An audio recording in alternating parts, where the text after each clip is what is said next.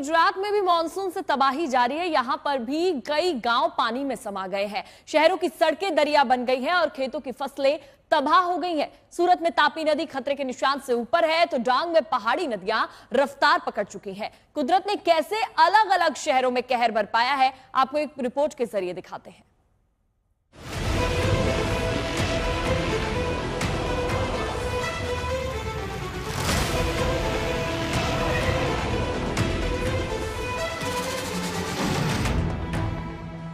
गुजरात में बादल इस बार सिर्फ बारिश नहीं तबाही लेकर आए हैं। नदियां उफान पर हैं, गांव के गांव पानी में समाये हैं, शहरों तक सैलाब है। भारी बारिश और बाढ़ से लोगों की जिंदगी थम गई है। ये तस्वीरें सूरत की हैं। शहर के बीचों बीच बहने वाली तापी नदी का जलस्तर एक बार फिर खतरे के निशान को पार कर गया है। तापी पर बना वीरकम कॉजवे जो रांदेर और कतारगम को जोड़ता है, उसे पूरी तरह से बंद कर दिया गया है। इस साल मानसून से महाराष्ट्र के ऊपरी इलाकों में आ रहे पानी की वजह से उकाई डैम से 1.25 लाख क्यूसेक पानी छोड़ा गया, जिससे तापी नदी में उफान आ गया।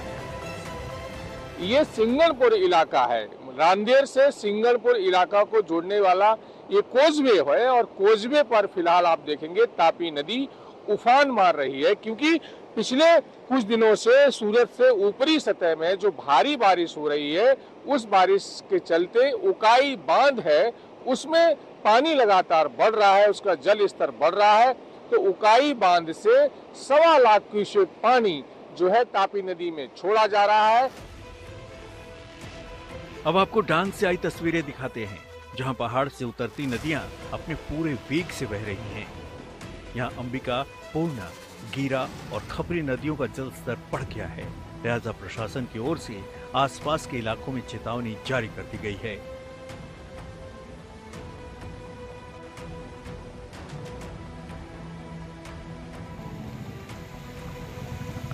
पोरबंदर के बोखीरा इलाके में बारिश ने पूरे सिस्टम की पोल खोल दी। यहाँ लगातार बारिश से कई घरों में पानी घुस चुका है। लोगों का सामान तैर रहा है और नगर निगम की तैयारी पानी में बह रही है।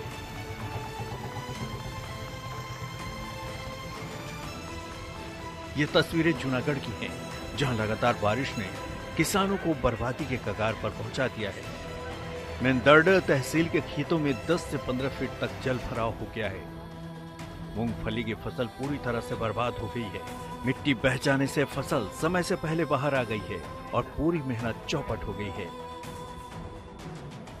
पूरी की पूरी मूंगफली की जो फसल थी, ज्यादातर मूंगफली की फसल थी, वो ज्यादातर पूरी की पूरी बर्बाद हो गई है। एकरो नदी में इतना ही बारिश आया, पानी आया कि हमारे गांव की 400 से 500 बीघा जमीन सब डूब हो गई कि इसमें जमीन के ऊपर 10 से 12 फुट पानी था। गुजरात में इस बार की बारिश ने दिखा दिया कि चाहे शहर हो या गांव, प्रकृति का मिजाज अगर बदले तो सब कुछ थम जाता है।